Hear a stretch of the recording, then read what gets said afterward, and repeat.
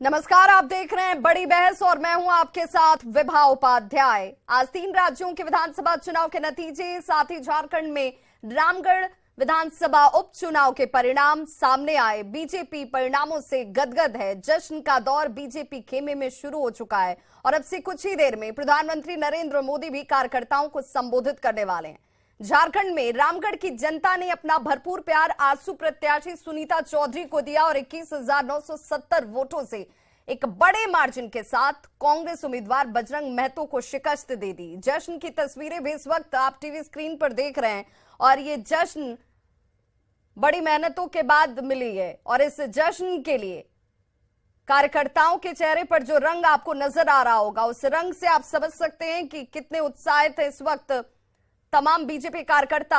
और बस थोड़ा वक्त और थोड़े ही इंतजार के बाद देखिए इस वक्त प्रधानमंत्री नरेंद्र मोदी जो हैं वो कार्यकर्ताओं को संबोधित करेंगे बीजेपी मुख्यालय में। इसे लेकर के तैयारियां भरपूर की गई हैं और झारखंड में ही जीत का जश्न एनडीए नहीं मना रहा है, बल्कि पूर्वोत्तर में आज जीत ने एनडीए को 2024 के लिए बूस्टर डोज दिया है। नेताओं के बयान जीत के बाद जिस तरीके से सामने आ रहे हैं कि 2024 के आगाज के तौर पर इसे देखिए अब आप। और मोदी मैजिक जो है वो अब भी बरकरार है। नागालैंड और त्रिपुरा में बीजेपी की वापसी के साथ ही शाह की दूरबीन वाली भविष्यवाणी भी सच हो गई है। आज बड़ी बहस में चर्चा इसी विषय पर। 23 के नतीजे 24 की झलक है और ऐसे में इस जीत के जश्न को बीजेपी कार्यकर्ता बड़ी गर्मजोशी से मनाते हुए चर्चा की शुरुआत करें। तमाम मेहमान हमारे साथ इस वक्त जुड़ चुके हैं। सबसे पहले मैं उनका परिचय आपसे कराती चलूं। विनोद शर्मा, प्रवक्ता बीजेपी, हमारे साथ जुड़े हुए। विनोद जी, बहुत स्वागत आपका। असित नाथ तिवारी, प्रवक्ता कांग्रेस, हमारे साथ जुड़ चुके हैं। असित जी, आपका भी बहुत स्वागत। अभिषेक झा, प्रवक्ता जेडीयू, अभिषेक आपका भी स्वागत। और डॉक्टर संजय कुमार, राजनीतिक विश्लेषक हैं, सर आपका भी बहुत स्वागत। सीधे मेरा सवाल अभिषेक आपसे, क्या आपको विपक्ष के जिस चेहरे के साथ आप मोदी के उस करिश्माई व्यक्तित्व को चुनौती देने की तैयारी कर रहे हैं, आपको लगता है इन परिणामों को देखने के बाद भी कि वो मैजिक कम हुआ है? कुछ पूर्वोत्तर के राज्यों के चुनाव परिणाम के आधार पर आप पूरे देश में होने वाले लोकसभा चुनाव को नहीं आंक सकते हैं। जब देश में लोकसभा के चुनाव होंगे, देश के मुद्दे होंगे, स्थितियों का आकलन होगा। 2 बार मौका दिया गया है एनडीए को, नरेंद्र मोदी जी को प्रधानमंत्री बनाया है देश की जनता ने। आज तक बुनियादी मुद्दों की चर्चा नहीं हुई है। बेरोजगारी, महंगाई पर कोई बोलने वाला नहीं है, सुनने वाला नहीं है। इन मुद्दों पर चुनाव होंगे और विपक्षी एकजुटता सुनिश्चित करने में झारखंड में क्या हो गया नीतीश कुमार जी? अभिषेक, फिर झारखंड में क्या हो गया? झारखंड में क्षेत्रीय पार्टी थी, क्षेत्रीय मुद्दे के साथ उन्होंने तमाम सभाओं में हेमंत सोरेन को सुना भी गया, लोग सुनते हुए भी नजर आए। फिर वहां पर जनता उनकी बात को क्यों नहीं समझ पाई? एक चीज को समझिए कि उपचुनाव कहीं होते हैं, सिर्फ एक सीट पर होते हैं तो बहुत सारे इश्यूज हैं, उनको लेकर के होते हैं। बहुत सारी स्थितियां होती हैं। कई बार कैंडिडेट्स के ऊपर भी चुनाव निर्भर करता है कि कैंडिडेट किस तरह का दिया गया है। लेकिन जब आप इतने बड़े पैमाने पर चुनाव का आकलन करते हैं तब मुद्दे ज्यादा हावी रहते हैं और स्थितियां बेहद अलग होती हैं। तो सिर्फ एक चुनाव के आधार पर हम लोकसभा से उसको कंपेयर नहीं कर सकते हैं। कहीं भी भाजपा को जीत मिली है या अन्य पार्टियों को जीत मिली है या हमारे भी एक कैंडिडेट जीते हैं, जनता ने भरोसा जताया, हम हर किसी को शुभकामना देते हैं। लोकतंत्र में हमेशा जनादेश का सम्मान होना चाहिए। लेकिन जब हम ये देखने की कोशिश कर रहे हैं कि 23 के नतीजों से 24 की झलक दिखेगी या नहीं, तो मैं साफ तौर पर बताना चाहता हूं कि जहां भी भाजपा के लिए थोड़े उत्साहवर्धक नतीजे सामने आए हैं, सिर्फ उन मामलों को देखकर अगर भारतीय जनता पार्टी के लोग, नेता, कार्यकर्ता अगर अति उत्साह में हैं, तो उनके अति उत्साह पर ब्रेक 2024 में जनता जरूर लगाएगी। अभिषेक, आपको ये लग रहा है कि अभी जो मुख्य मुकाबले की बारी आएगी तब कुछ और परिस्थितियां होंगी, उन मुद्दों पर जनता आकलन करेगी और उसके हिसाब से परिणाम बनेंगे या बिगड़ेंगे? जी, एकदम। चलिए असित नाथ तिवारी जी से जान लेते हैं। आप तो नेशनल पार्टी है, सबसे बड़ी पार्टी एक वक्त में आप हुआ करते थे, राष्ट्रीय तौर पर आपके संगठन सबसे बड़े हुआ करते थे। आपसे बेहतर परफॉर्मेंस तो क्षेत्रीय पार्टियां करने लगी। आप कब इसे आखिरी कॉल के तौर पर देखेंगे? आप कब समझेंगे कि भाई हमें कहां और कितनी खामियां हैं जिन्हें दूर करने की अभी जरूरत है, क्योंकि 2024 तो पास आ चुका है। देखिए विभा जी, जो आखिर में आपने बात कही कि आप कब इसे आखिरी कॉल समझेंगे, वाकई बड़ा गंभीर सवाल है। और मुझे लगता है कि मेरी पार्टी को आपके इस सवाल को बड़ी गंभीरता से लेना चाहिए। हम लगातार अलग अलग किस्म की बातें करके लगातार मिल रही हारों को जस्टिफाई नहीं कर सकते। करेंगे तो ये हमारी पार्टी के लिए आत्मघाती होगा। इसलिए मैं आपके इस सवाल के साथ इस सवाल को पार्टी के लिए चिंता का विषय मानता हूं और निश्चित तौर पर मैं ये बात करूंगा भी पार्टी के नेताओं से। मुझे लगता है पार्टी के लोग चिंतित हैं, लेकिन वाकई अब हमें ज़्यादा चिंतित होने की ज़रूरत है और कुछ कदम उठाने की ज़रूरत है। लेकिन जो एक और बात है कि देखिए, मेघालय, नागालैंड, त्रिपुरा, झारखंड, आप बिहार झारखंड के चैनल में लंबे अरसे से हैं, मैं सिर्फ झारखंड से इस बात को बहुत क्लियर कर दूंगा। ये जो छोटे राज्य होते हैं ना, इनके चुनावी नतीजे व्यापक असर नहीं छोड़ते राजनीति में।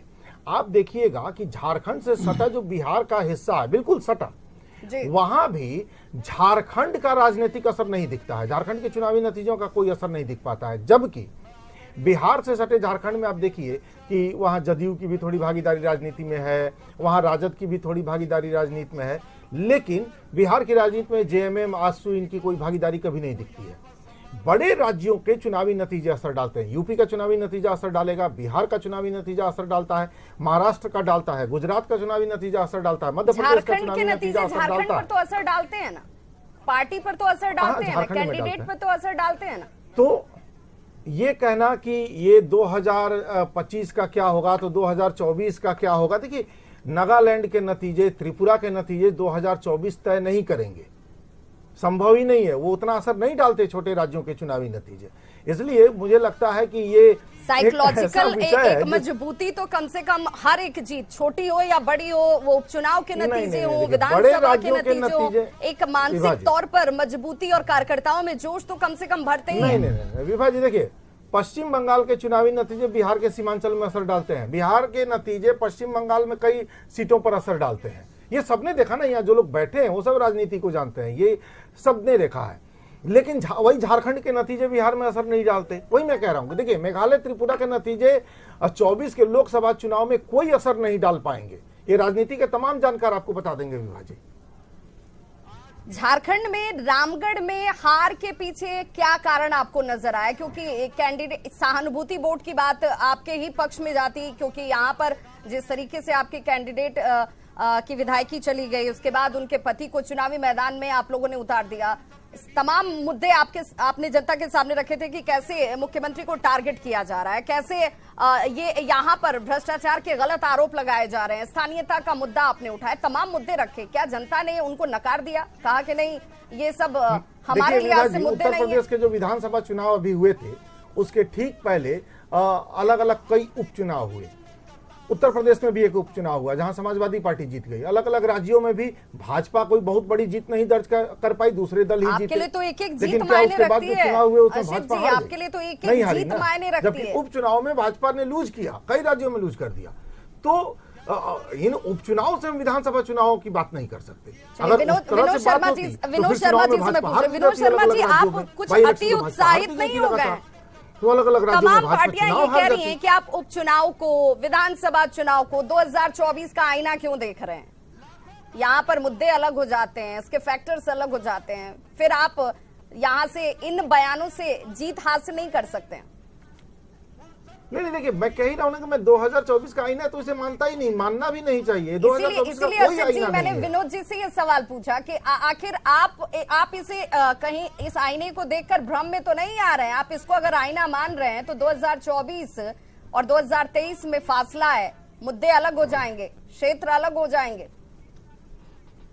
विभा जी, सबसे पहले मैं नागालैंड, त्रिपुरा, मेघालय की जनता को धन्यवाद देता हूं, शुभकामना देता हूं। झारखंड को बोल दीजिए। झारखंड भी है, झारखंड तो है ही है, पूरा देश है। जी ने खुद ही और इसलिए मिस कर रहे थे। हाँ, इसलिए कि विश्वव्यापी आभा मंडल जो हमारे आदरणीय प्रधानमंत्री का भी जो झलक रहा है पूरे विश्व में, और कुशल नेतृत्व को देश की जनता ने मुहर लगाई है।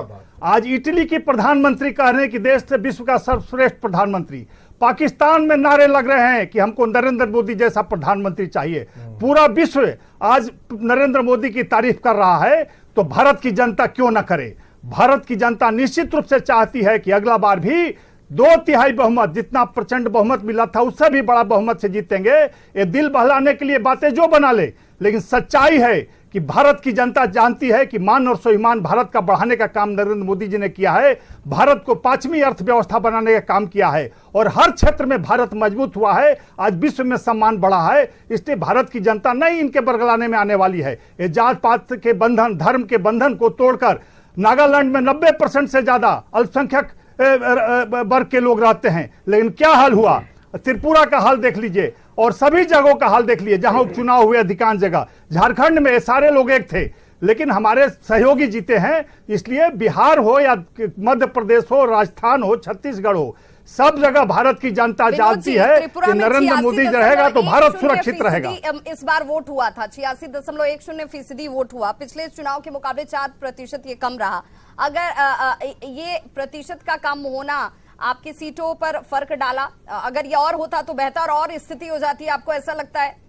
और बढ़ेगा। देखिए निश्चित रूप से अगला बार और बढ़ेगा, वोटों का प्रतिशत बढ़ेगा, सीटें बढ़ेगी और अगली बार बहुत बड़ी बहुमत से महाराष्ट्र में हुए उपचुनाव में आप सीट हार गए। 28 साल से आप उस सीट पर जमे हुए थे, लेकिन वो परिपाटी टूट गई आपकी। ये चिंता आपके लिए है? कहीं स्थानीय मुद्दे कहीं कहीं उपचुनाव में हावी हो जाते हैं, उससे हमको कोई दिक्कत नहीं है, लेकिन राष्ट्रव्यापी बात जहां होगी, राष्ट्र हित की बात होगी, राष्ट्र की जनता सबसे पहले कमल छाप और नरेंद्र मोदी जी को चुनेगा और अगली मुहर जब लगेगा तो इनके छाती पीटने से कोई असर नहीं पड़ेगा, क्योंकि ये लोग जान रहे हैं कि क्या हाल है इनका, इनके गठबंधन का। पूरे देश में कहीं कोई नहीं है विकल्प अभी नरेंद्र मोदी जी का।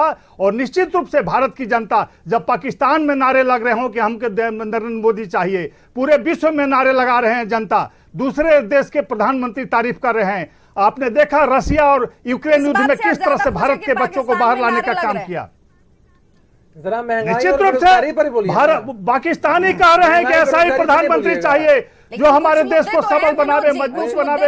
80 करोड़ जनता को लगातार 3 वर्षों से 80 करोड़ जनता को आम जनता को असर डालते हैं। कुछ मुद्दे हैं, गैस सिलेंडर के दाम बढ़ गए। देखिए जनता को मान स्वाभिमान सबसे पहले चाहिए, भारत की रक्षा चाहिए। जनता थोड़ी बहुत तकलीफें सह लेगी, लेकिन भारत के मान स्वाभिमान से समझौता नहीं करेगी, राष्ट्र प्रेम से समझौता। डॉक्टर संजय कुमार जी राजनीतिक विश्लेषक हैं, उनका नजरिया राजनीतिक दलों की अपनी महत्वाकांक्षा और बंधी हुई सीमा से थोड़ा अलग होगा।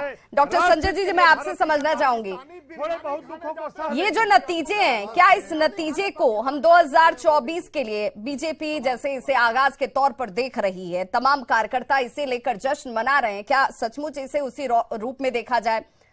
विपक्ष जो चुनौती पेश करने का दावा कर रहा है उसके लिए ये नतीजे जरूर एक नॉकिंग पॉइंट है, परेशान करने वाले हैं कि आपको अभी बहुत कुछ करना है और तब जाकर आप एक विकल्प के तौर पर खड़े हो पाएंगे। देखिए, हर जीत को तो कॉन्फिडेंस तो देता ही है, इससे कौन इनकार कर सकता है, जीत छोटी हो जीत बड़ी हो। लेकिन 24 का लोकसभा का चुनाव ये 23 के विधानसभा के चुनाव के परिणाम से कोरिलेट करके अगर हम लोग देखेंगे तो मायने तो इसके होते हैं, लेकिन ऐसा नहीं है कि पूरा मायने इसी का होगा। हो सकता है परिस्थितियां कुछ बदल जाए 24 में, उस समय विपक्ष का जो गठबंधन है वो उसकी तस्वीर बदल जाए। लोकसभा चुनाव में जो जनता है, अगर उनके मुद्दे अगर थोड़ा मुखर हो गए, वो सवाल तो बने रहेंगे। लेकिन हाँ, इस बात की सच्चाई को भी स्वीकार करना होगा कि नॉर्थ ईस्ट किसकी जमीन थी? कांग्रेस, उनकी फसल वहां पर हमेशा लहलहाती थी। वो नॉर्थ ईस्ट में जहां तक बीजेपी खाता नहीं खोल पाती थी, और ठीक बात है कि ये मेघालय में 75% ईसाई हैं, नागालैंड में 90% तक पहुंच गए हैं ईसाइयों की संख्या है। वहां जाकर के अगर बीजेपी पेनिट्रेट करने में कामयाब होती है तो निश्चित रूप से कॉन्फिडेंस लेवल तो उनका बढ़ेगा। त्रिपुरा जो लेफ्ट का गढ़ माना जाता था, त्रिपुरा को बार बार अगर बीजेपी अपने पाले में करने में सफल हो गई तो लोकसभा का चुनाव भी तो उसी पार्लियामेंट से लड़ा जाएगा। तो बस अब लगता है कि केरल में सीमित रह गई है, लेफ्ट सिर्फ केरल में अब सीमित है। बिल्कुल, हाँ बिल्कुल, वही मैं कह रहा हूं कि अगर आपके एक एक राज्य आपसे छूटते जा रहे हैं, ठीक है, लोकसभा में कोई परिस्थिति अलग बन जाए, लोकसभा का चुनाव में कोई एजेंडा अलग हो जाए, जनता का मिजाज अलग बदल जाए, परिस्थितियां बदल जाए, वो अलग बात है। लेकिन जब राज्य वाइज अगर बीजेपी जीतते जा रही है तो उनका कॉन्फिडेंस लेवल तो बढ़ेगा, वो अपने कार्यकर्ताओं को तो वो बूस्टअप करेंगे कि देखिए परिणाम हमारे हिस्से में आ रहा है, थोड़ा और मेहनत कीजिए। और एक सच्चाई को स्वीकार करना होगा कि ग्राउंड रूट पर जाकर के जिस तरह से नरेंद्र मोदी एड्रेस करते हैं अपने तरीके से फ्रंट फुट पर, विपक्षी पार्टियों को भी अपनी ऊर्जा लगानी चाहिए। टेकन फॉर ग्रांटेड जब आप लेंगे तो परिणाम आपके हिस्से में नहीं आएंगे। आपको लगना चाहिए जिस तरह से उनके जो संगठन के लोग हैं उनकी उपलब्धियों को, कल विचारधारा की बात करते थे, अब उनके लोग उपलब्धि की बात करते हैं। उपलब्धियों के माध्यम से जब कनेक्ट करने की कोशिश करते हैं तो परिणाम इनके हिस्से में आता है। और जो कल तक आप एस्टेब्लिश थे वहां, अगर अपनी मजबूती को और जो मुद्दे हैं, सत्ता से सवाल पूछने के तो बहुत सारे मुद्दे होते हैं, अगर उन मुद्दों पर सत्ताधारी पार्टी को घेर नहीं पाते हैं, यही त्रिपुरा में कुछ दिन पहले मुख्यमंत्री बदला गया, गुजरात में मुख्यमंत्री बदला गया, तो अगर मुख्यमंत्री भी बदलना पड़ रहा है तो ये पार्टी निर्णय तो ले रही है कि हाँ, मुख्यमंत्री बदलने से अगर जनता के लेना और इस बात को भांपना और जनता को एड्रेस करने के लिए फ्रंट पर खड़े रहकर ये काबिलियत तो कम से कम जरूर है मोदी मैजिक में। और ये मैजिक से अगर आप कुछ सीख लेते हैं तो ये आपके लिए ही बेनिफिटेड होगा। ये सबक तो कम से कम जरूर लेना चाहिए। अभिषेक हमारे साथ लगातार जुड़े हुए। अभिषेक, ये चर्चा इसलिए भी 2024 के परिप्रेक्ष्य में महत्वपूर्ण हो जाती है, भले ये नतीजे इसके लिए पीछे फैक्ट्स तथ्य अलग अलग रहे हों, लेकिन 2024 में जब चुनावी मैदान में आप उतरेंगे तो आपको जिससे फाइट करनी है, जिसके सामने अपने कद को खड़ा करना है, आपको मजबूत विपक्ष बनाना है, ग्राउंड लेवल पर उसकी मजबूती, आपकी खुद की एकता बहुत महत्वपूर्ण हो जाती है। वहां पर आप में बहुत खामियां नजर आती हैं। आप लोग एक साथ हो पाएंगे, अपनी महत्वाकांक्षाओं को छोड़कर सिर्फ चुनाव पर ध्यान केंद्रित करेंगे, ये संभव आपको लगता है? देश के चुनाव को लेकर हमारी कोई महत्वाकांक्षा नहीं है और इस बात को हमारे नेता नीतीश कुमार जी ने कई बार दोहराया है। विपक्षी एकजुटता सुनिश्चित करना एक प्राथमिकता है, उस दिशा में काम भी हो रहा है, सकारात्मक परिणाम भी सामने आएंगे। तब से एक चेहरे के आभा मंडल का महिमा मंडन किया जा रहा है। देश के लिए क्या जरूरी है? मोदी जी का चेहरा। अभिषेक टोकूंगी मैं आपको। आभा मंडल जिसका जिक्र आप कर रहे हैं, महिमा मंडल जिसका जिक्र आप कर रहे हैं, जनता ही तो वोट कर रही है। जनता इस बात को, कि आप ये कह रहे हैं कि जनता समझ नहीं रही है या इस आभा मंडल के चक्रव्यूह में फंस जा रही है? आपको याद होगा, नहीं, जनता ही तो सबसे ताकतवर है। आपको याद होगा कि एक समय कांग्रेस पार्टी को कितनी सीटें आई थी। कभी कांग्रेस पार्टी को कम सीटें आती थी, भाजपा को कम सीटें आई। कई बार आपने देखा है कि भाई एक बड़े चेहरे के रूप में अटल बिहारी वाजपेयी जी थे, उसके बावजूद जनता ने मैंडेट नहीं दिया। तो अगर कोई इस मुगालते में है, इस ओवर कॉन्फिडेंस में है कि चेहरा इतना कीमती है कि जनता का भरोसा उस पर से कभी नहीं, ग्राउंड लेवल पर होमवर्क। अभिषेक मैं ये इस बात पर एम्फसाइज कर रही हूँ, इस बात पर फोकस दे रही हूँ कि ग्राउंड लेवल पर जिस तरीके से काम नरेंद्र मोदी एंड टीम करती है, बीजेपी करती है, लोगों से कनेक्शंस, कार्यकर्ताओं का इन्वॉल्वमेंट, आपको नहीं लगता कि एक मजबूत विकल्प, जनता तो चाहती है कि आप विकल्प के तौर पर मजबूत चेहरे के तौर पर खड़े होइए, लेकिन वो काम होना चाहिए ना, सिर्फ हवाबाजी से तो चलेगा नहीं। सवाल लंबा हो गया, सुन तो लीजिए ना, सवाल बड़ा लंबा हो गया आपका, मैं विस्तार से जवाब दे दूं आपको। कार्यकर्ताओं में इनके जोश है, कार्यकर्ता वोट नहीं देते हैं, सिर्फ जनता वोट देती है। आज भाजपा ने एक संस्कृति स्थापित की है कि मार्केटिंग के दम पर राजनीति करो।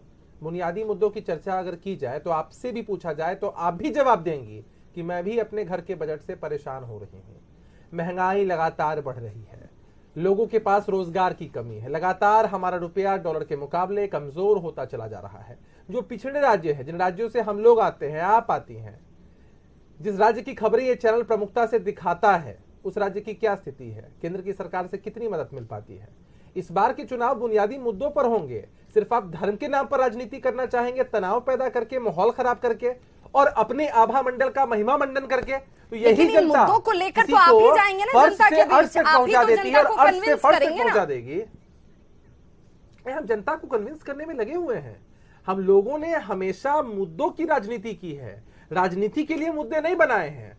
हमने कभी भारतीय जनता पार्टी की संस्कृति को नहीं अपनाया है कि भाई काम कम करना है। विनोद जी कुछ कहना चाह रहे हैं, विनोद जी कुछ कहना चाह रहे हैं, बड़े पैमाने पर करना, ये अधिक गलत है। देखिए विभा जी, जनता के आशीर्वाद से हमारे प्रधानमंत्री का आभा मंडल चमक रहा है, कब हमको और लगातार आशीर्वाद मिल रहा है। कब दूर हम कंधा मंडल पर कंधा पर सवारी नहीं करते हैं, कभी लालू जी के कंधे पर, कभी भाजपा के कंधे पर। ये लोग बातें लाख बना ले। इस देश के लोग राष्ट्र की सुरक्षा चाहते हैं, राष्ट्र का स्वाभिमान सबसे पहला चाहते हैं, और वो संभव है। नरेंद्र मोदी जी ने रक्षा शक्ति में भारत को एक आज बहुत महत्वपूर्ण बना दिया है पूरे देश में, और हर स्तर पर 80 करोड़ जनता को आज 3 वर्षों से लगातार गरीब कल्याण योजना से हम दे रहे हैं। 5 करोड़ लोगों को आज हम आयुष्मान भारत से दे रहे हैं, हर तरह की सुविधाएं भारत की जनता को दे रहे हैं। लेकिन ये लोग क्या कर रहे हैं, 30% एस्टीमेट घोटाला करने वाले भाजपा की तुलना नहीं कर सकते हैं, भाजपा से बराबरी नहीं कर सकते हैं। मांझी जी ने कहा था कि 30% इस बिहार में एस्टीमेट घोटाला होता है, और वही सरकार जिनके जवाब आप भले आज की डिबेट में ना दे पाए, लेकिन आपसे बार बार ये पूछे जाएंगे कि आखिर महंगाई क्यों बढ़ रही है। आपसे पूछे जाएंगे कि रोजगार को लेकर के जो दावे थे वो दावों के साथ क्या ग्राउंड रियलिटी क्या है। फिलहाल आज इस चर्चा में वक्त बस इतना ही था। हमारे साथ जुड़ने के लिए बहुत बहुत शुक्रिया आप सभी का। तो बहस की इस चर्चा में आपने देखा कि राजनीतिक दलों की तरफ से मुद्दों के इर्द गिर्द राजनीति को घुमाने की कोशिश की जाती है, लेकिन ग्राउंड पर काम जिन कार्यकर्ताओं ने किया है, आज उनके परिणाम का दिन है और इसलिए जश्न मनाए जा रहे हैं। बहुत बहुत शुक्रिया आप सभी का हमारे साथ जुड़ने के लिए। आज इस चर्चा में बस इतना ही। नमस्कार।